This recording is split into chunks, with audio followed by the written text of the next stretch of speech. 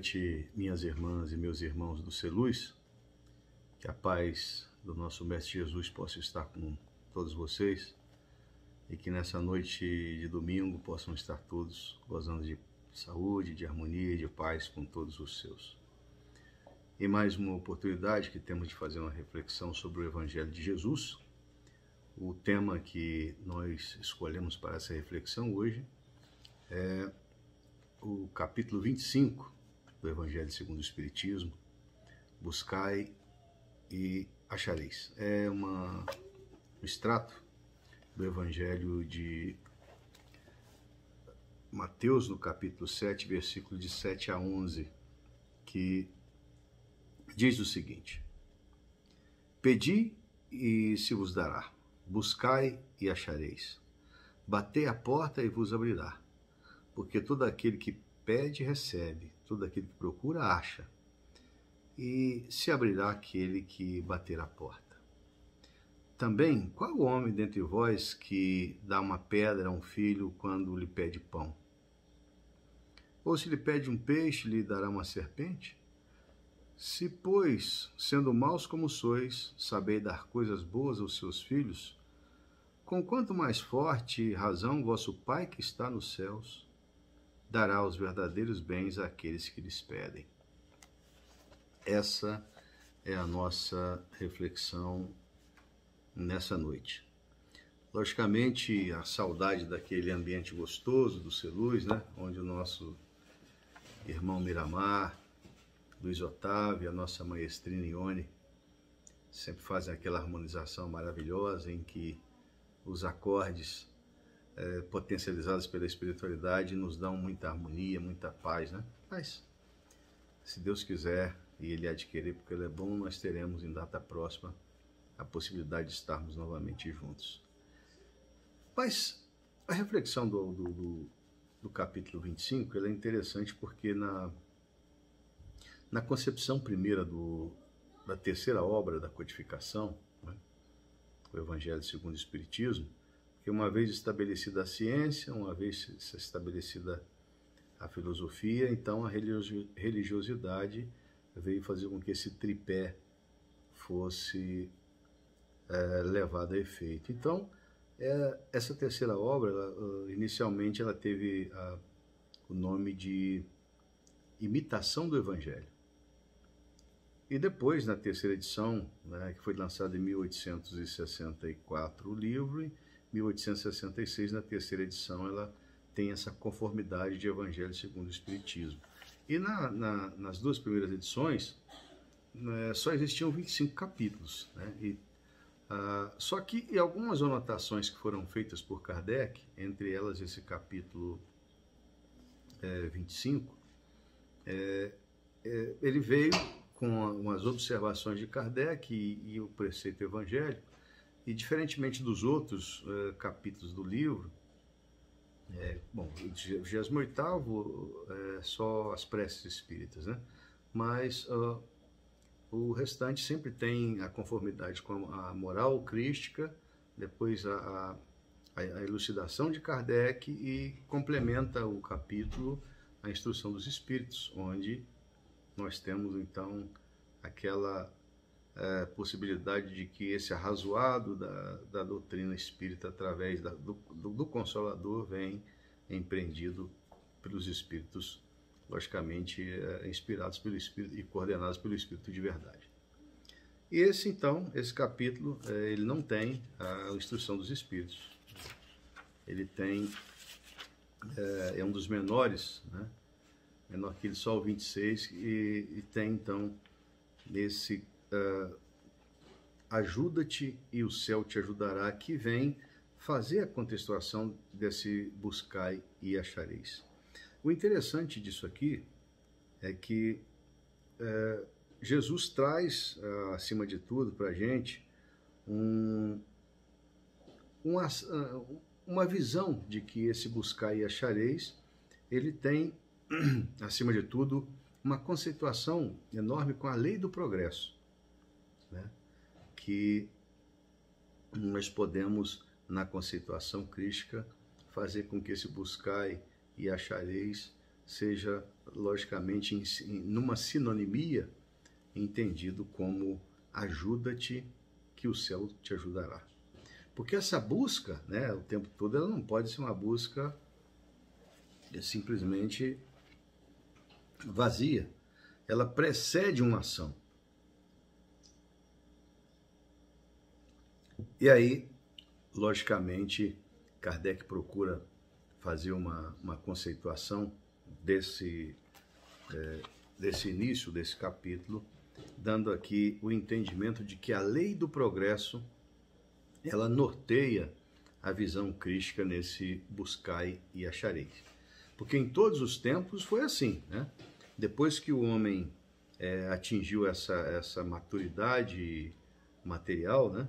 Ele, através dessa busca incessante de melhor, do algo melhor para a sua vida, né?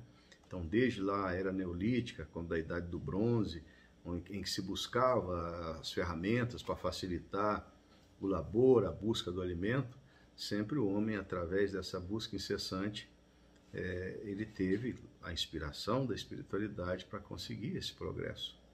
E esse capítulo 25, então, ele fala literalmente sobre essa lei do progresso, né? Em que a nossa civilização moral, a civilização humana, que passada essa busca material pela tecnologia, ela empreende no instante seguinte a parte mais interessante, que é essa maturidade moral. Essa é a mais difícil, nós sabemos disso. Porque enquanto essa busca pelo conhecimento, né, os cientistas, através dos seus estudos, né, do labor constante, ele consegue empreender aí essas evoluções, essas tecnologias que, logicamente, vão ser muito úteis para todos nós. Mas tudo isso não podemos aqui arredar do sentimento crístico de que, para que eu possa obter aquilo que eu busco, eu preciso me ajudar. Porque se eu não me ajudar, eu não consigo. Então, lá no livro Céu e Inferno, né, que é a quarta obra da codificação, o nosso Kardec traz algo muito interessante sobre a meritocracia, né? Porque tudo aquilo que nós buscamos, há que se entender que, para que a gente possa conseguir, a necessidade de que nós tenhamos a capacidade mínima de merecimento, né, para conseguir aquilo. Então, nesse ponto, o nosso Pai Celestial está apto, como bondoso e misericordioso que é, de nos dar aquilo que nós buscamos, né? E tem na abençoada Lavra Mediúnica do Chico, nós temos uma obra da coleção Fonte Viva, né, chamada Vinha de Luz, na lição 37, que diz o seguinte: o que pedes? Né? E Emmanuel faz uma elucidação muito interessante do Evangelho de João, quando ele diz o seguinte: vem cá, isso que eu estou pedindo, isso que eu estou buscando pedir, qual é a utilidade disso que eu tenho? O que eu busco com isso, obter com isso que eu estou pedindo? E o interessante é que essa meritocracia, a que Kardec se refere aqui, nessa analogia de Emmanuel lá no Vinha de Luz, é exatamente isso, porque muitos de nós estamos buscando aquilo que nós não temos necessidade. E muitas vezes o que nós buscamos veementemente são os motivos que vão fazer com que as nossas quedas sejam evidenciadas, né? Então eu busco muitas vezes aquilo que será o motivo do meu sofrimento futuro, motivo das minhas desventuras, né? Então, e aí a gente entende porque algumas pessoas, como o nosso Chico Xavier, quando pediam, tinham muito cuidado nesse pedir. Tem uma história muito interessante que passou-se com Frederico Figner, que foi um rico industrial paulista, homem que trouxe o fonógrafo para o Brasil na década de 1950, né? E ele tinha uma admiração espírita que era combativo, né? Ele era um dos que mais enfrentavam a Igreja Católica nos seus artigos publicados. E desde o lançamento de Parnaso de Além Túmulo pelo nosso Chico, né, lá em 1927, ele se afeiçoou a Chico e foram muitas as vezes que ele foi até Pedro Leopoldo na visitação ao nosso Chico. E numa dessas visitas ele perguntou para o Chico que é aquilo que ele mais gostaria de ter. E o Chico não pestanejou, disse: olha, o que eu mais gostaria de ter é a possibilidade de dedicar todo o meu labor na obra de Jesus. Aí Frederico Figueiredo: não, Chico, mas não é isso, eu estou perguntando materialmente, o que você gostaria de ter? Ele pensou um pouquinho e disse: olha, meu irmão, o que eu gostaria de ter é ter o numerário suficiente para fazer face às minhas despesas, para ajudar a minha família, ajudar os necessitados e não precisar trabalhar para ter esse sustento, que aí eu poderia então 100% do meu tempo dedicar à obra de Jesus. Passaram-se alguns anos e o nosso Frederico Fligner veio a desencarnar. No seu testamento, ele tinha 2 filhas, no seu testamento deixara uma rica quantia para suas filhas e uma pequena parte para o Chico. A época os dinheiros foram 100 contos de réis. No preço de hoje, 1 conto de réis seria 123 mil reais. Então, esse dinheiro que Frederico Fligner deixou para Chico era 12 milhões e 300 mil reais a preço de hoje. Os advogados foram até Pedro Leopoldo, chegaram lá numa época, imaginem vocês, em que o Chico tinha sido compulsado por seu pai e seus irmãos para uma reunião, onde discutia-se uma dívida de 8 contos de réis. Se não pagasse, a residência iria a leilão. E aí, quando os advogados chegaram até Chico e deram a ele conhecimento de que ele teria uma verdadeira fortuna deixada por Frederico Fligner, ele pegou o cheque na mão, olhou para o cheque e fez a seguinte pergunta: o que você quer fazer de mim? Para o cheque. Devolveu o cheque para as pessoas e: olha, eu não posso aceitar isso. Esse dinheiro é das meninas. Não, mas elas querem fazer a vontade do pai delas. Elas ficaram muito bem aquinhoadas com os valores deixados pelo pai. Mas ele: não, eu não aceito. Eu não aceito porque esse dinheiro não vai me ajudar o tanto quanto eu necessito. Ele pode me desviar da minha tarefa.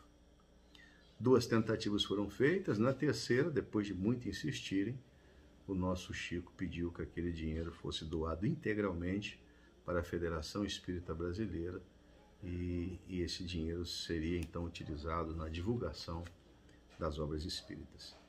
Então, ele pediu, né? Tinha certamente merecimento para receber aquilo que pediu, mas não viu-se confortável em receber aquilo que poderia ter, então, desviado a sua caminhada, né? E sobre esse pedir, né, Emmanuel, certa feita, falara para Chico com relação aos bens materiais e valores, a seguinte frase: Chico, que te falte 1 milhão, mas não te sobre 1 centavo. Então, nós que estamos a pedir aí, e quando a gente entende que a gente precisa de ter uma meritocracia, quantas são as vezes que a gente se equivoca não tendo a mínima capacidade de nos ajudar? Porque a misericórdia divina está pronta a ajudar, mas e aí? O que eu vou pedir? Que necessidade eu tenho disso? Quanto irá ajudar a mim e aqueles que me rodeiam o que eu peço? Porque muitos daqueles, né, na palavra crítica, onde está o seu sentimento, onde está o seu coração, aí está o seu tesouro, né? E a gente vê que muitos foram esses que passaram pela vida não se preocupando com aquilo que lhes era próprio, né? Então, dessas pessoas que são desprovidas do pedido incoerente. Certa madrugada dessa, ouvindo aqui um filme memorável da Filmacoteca Brasileira, intitulado Irmã Dulce, e me tocou profundamente o filme numa determinada cena em que ela experimentava uma das suas intermináveis crises de asma e foi aconselhada para o médico a ficar de repouso alguns dias. E nós nos lembramos que ela fizera uma promessa, né, que se uma irmã sua que padeceu de uma doença incurável fosse salva, que ela nunca mais dormiria numa cama, mas sempre numa cadeira. E logicamente isso potencializou muito a crise de asma que ela tinha. Mas ela levantou, fez as suas preces a Jesus e saiu para o mercado lá de Salvador. E com a sua mão estendida, pedia uma esmola para os pobres. Um senhor que ela abordou olhou para ela e, num sentimento de desprezo extremo, escarrou na sua mão, né? Cuspiu na mão dela. Ela pegou aquela mão, limpou no seu hábito, estendeu a outra e falou: essa que você deu foi para mim, agora, por favor, uma esmola para os meus pobres. Então, essas pessoas que nós vemos que tinham a capacidade de saber pedir, né? Mas, quando a gente fala de meritocracia, a gente vê que muitos são esses espíritos que passam aqui pela Terra e que, embora tenham toda essa meritocracia, eles não se preocupam muito em pedir para eles, né? E a gente se esquece que nosso Pai Celestial, que conhece-nos em secreto, ele tem a absoluta certeza de que aquilo que nós pedimos pode ou não ter para a gente uma utilidade, né? E com relação a pedidos, a gente recorda muito do nosso irmão Diamantino. Na década de 1950, ele publicou um livro, segundo ele, inspirado, né, em que Nossa Mãe Santíssima seria quem ditou esse livro. E interessante nesse livro é que ela fala o seguinte, que todas as preces que nós fazemos ao Pai Celestial recebe a tutela do nosso divino amigo Jesus. E que nenhuma delas fica sem resposta. Por isso que a nossa responsabilidade em pedir, ela aumenta sobremaneira. Porque sabendo que o nosso Pai Celestial está pronto a nos atender, como é que eu vou me habilitar a pedir aquilo que eu não necessito, ou que não terá uma utilidade prática para mim e para aqueles que estão a caminho comigo? No capítulo 26 do Evangelho segundo o Espiritismo, no item 3º, fala sobre as preces pagas, que é uma alusão do Evangelho de Lucas, no capítulo 20, do Evangelho de Mateus, no capítulo 7, e de Marcos, no capítulo 13. E nesse estudo, ou nesse dizer crítico, o Cristo fazia uma advertência aos seus discípulos e aqueles que estavam com eles, falando sobre as pessoas que pagavam, né, principalmente aos escribas, que eram aqueles que tinham sobre as suas responsabilidades o ensinamento da lei de Moisés, e eles faziam então aquelas longas preces e recebiam para isso pagas, né, em dinheiro. E o Cristo falava naquela época que essas pessoas seriam depois, inclusive, aceitariam uma condenação, ou se submeteriam à condenação posterior do nosso Pai Celestial. E a gente sabe que essa condenação, o Cristo falava no entendimento do senso comum, porque Cristo era todo bondade, e nosso Pai Celestial não condena ninguém, mas dando uma dosimetria da necessidade de nós por nós mesmos fazermos essas preces e não delegarmos a terceiro aquilo que nós poderíamos fazer. E mais do que isso, porque o Cristo, sondando o coração e a mente daquelas criaturas, sabiam que muitos deles delegavam a um terceiro pedir por eles, porque eles tinham nas suas consciências a certeza absoluta de que não eram merecedores daquelas graças que estavam a pedir, né? E isso porque nosso Kardec, lá no Livro dos Espíritos, na questão 621, ele pergunta ao Espírito de Verdade onde é que está a lei divina. E ele falou assim, a lei divina encontra-se na nossa consciência, ou na consciência de cada um. Então, fazendo essa alusão àquilo que nós buscamos, àquilo que nós estamos a pedir, qual é a ajuda que nós estamos a nos dar para sermos ajudados pela misericórdia divina? Os dias que nós estamos a passar são difíceis, são emblemáticos, né? Porque lá na parte terceira do Livro dos Espíritos, que trata sobre a lei de destruição, a pergunta 741 e seguintes, Kardec pergunta aos espíritos por que algumas coisas Deus deixava que acontecesse, alguns flagelos somassem a humanidade. E a pergunta é respondida de forma emblemática, que Deus faz com que o mal nos atinja para que nós possamos evoluir. E o interessante nessa época, né, que nós estamos buscando tanto, mas o nosso auxílio tem sido o que mesmo, né?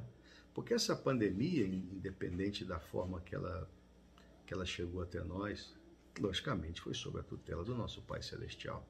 E quantos de nós teríamos excelentes oportunidades nesse momento de reclusão, né? Ou de isolamento social, na linguagem da moda? Nós fizemos uma análise sobre a nossa vida, principalmente na fragilidade dela, né? Porque a espiritualidade tem no livro No Rumo do Planeta de Regeneração, da abençoada Lavra Mediúnica do nosso irmão Divaldo, ditado pelo o Espírito Manuel Filomeno de Miranda, ele traz uma reflexão interessante sobre essa brevidade da vida e que muitos espíritos estão a desencarnar, chegando no plano espiritual totalmente desprovidos de entendimento e principalmente de aceitação daquilo que é óbvio. Porque nós somos seres eternos que estamos a viver uma experiência humana, só isso, né? E nós todos somos trazidos para cá, para essa grande oficina de trabalho, para alguns uma escola, para outros um hospital e para alguns uma prisão. E muitos de nós sairemos dessa encarnação presos nas nossas próprias fatuidades e daqui exilados para os planetas que iniciam a sua caminhada em direção à evolução. Então, por isso que essa pandemia, nessa reclusão, nesse isolamento, deveríamos todos fazer uma reflexão sobre o que temos feito dessa sagrada oportunidade que todos nós que temos o livre-arbítrio, ou seja, a capacidade decisória, nós pedimos para vir. E pedimos para vir reparar os nossos equívocos com relação à lei que Jesus nos trouxe. E o tempo passa, o tempo urge, e muitos de nós não teremos tempo de despertar amanhã. E não é um sentido figurado, não, é um sentido realmente factual. Porque para alguns, né, uma centena de anos irá chegar, mas para outros não. E a gente, nenhum de nós, graças a Deus, não sabemos o momento da nossa ida. Portanto, essa ajuda à nossa própria evolução, ela deve ser feita diariamente. E nessa nossa capacidade de pedir, a gente tem que sempre lembrar que eu preciso pedir aquilo que vai realmente me ser útil, né? Porque muitos de nós pedimos coragem, mas será que o entendimento não seria pedir ao Pai Celestial momentos que eu tivesse a capacidade de enfrentar as situações com coragem, né? Alguns de nós pedimos dinheiro, mas como o Chico deu a demonstração, né? Muitos de nós o dinheiro será a causa da nossa perdição. nós nos isolaremos na nossa acomodação e não teremos a capacidade de fazer aquilo que nos propusemos a fazer nessa encarnação, né? Então são muitos os pedidos, poderíamos aqui enumerar vários deles, mas que todos eles igualmente, muitos são os motivos das nossas quedas. Porque as tentações nada mais são do que as possibilidades de testar a nossa vontade, a nossa tenacidade em viver no bem, né? Então, logicamente, estamos a pedir uma vida melhor, né? Mas existem pessoas que não experimentaram essas possibilidades, né? Nasceram acamadas, continuam acamadas, aí são tantos exemplos disso, de pessoas assim, né? Nós muitas vezes estamos aí a pedir uma casa melhor, mas não vemos que existem muitos irmãos em humanidade que não têm essa casa. Uma alimentação mais farta, né? Que muitas vezes é motivo de sobras e desperdícios, enquanto muitos irmãos experimentam a ausência do alimento, né? Então essa ajuda que nós estamos a pedir para a espiritualidade, para os nossos mentores espirituais, para Jesus, para Deus, é algo que nós temos que diuturnamente nos preparar para ter o merecimento de receber. E sempre tendendo a pedir aquilo que será útil à nossa evolução espiritual, né? Que ter a capacidade de ver com que esses sentidos sensoriais que nos foram concedidos, como quais sejam a visão, a audição, o tato, né? O paladar, o aparelho fonador. Então, que a gente tenha a capacidade de ver os nossos irmãos que experimentam as dores do mundo, né? Colocar os nossos ouvidos para ouvir a súplica daqueles que ainda não entendem o papel que representam na coletividade, na humanidade, né? Quando o nosso aparelho fonador está sempre fazendo com que uma linguagem de amor, de acolhimento, de carinho possa ser dada aos nossos irmãos que experimentam os sofrimentos de todos os matizes, né? Então, essa busca incessante que nós devemos empreender, agindo, é a busca das oportunidades de sermos úteis e de testemunhar os ensinamentos que Jesus nos colocou como grande legado para a salvação de toda a humanidade. E nós, em sede de finalização, escolhemos aqui uma mensagem lindíssima do livro Caminho Espírita, em que Chico Xavier, na inspiração de Albino Teixeira, nos trouxe, que diz o seguinte: oração e serviço. Oração é requerimento da criatura ao Criador. Serviço é condição que a lei estabelece para todas as criaturas, a fim de que o Criador lhe responda. Meditação estuda, trabalho realiza. Observemos a propriedade do acerto em quadro simples. Semente nobre é pedido silencioso da natureza que se faça verdura e pão, mas se o cultivador não desenvolve o esforço conveniente, a súplica viva desaparece. Livro edificante é apelo sublime do espírito a que se ergam instruções de cultura, mas se o homem não lhes perlustra as folhas no aprendizado, a sábia rogativa fenece em vão. Música ainda mesmo divina, se mora exclusivamente na pauta, é melodia que não nasceu. Invenção sem experimento é raciocínio morto. Oremos, meus irmãos, mas oremos servindo. Construção correta não se concretiza sem planta adequada. Mas a planta, por mais bela, sem construção que lhe corresponda, será sempre um sonho mumificado em tábuas de geometria. Albino Teixeira. Que a paz e a misericórdia de Jesus possa ir ao encontro de cada um dos seus familiares, que o nosso país, os nossos governantes, os homens públicos, que todos aqueles envolvidos no Covid, seja como médico, como cuidador, como paciente, como familiar daquele que se foi, possa receber igualmente a misericórdia do nosso Pai Celestial. Mais uma oportunidade que estarmos juntos, e que todos possamos ficar em paz. Tenha uma boa noite.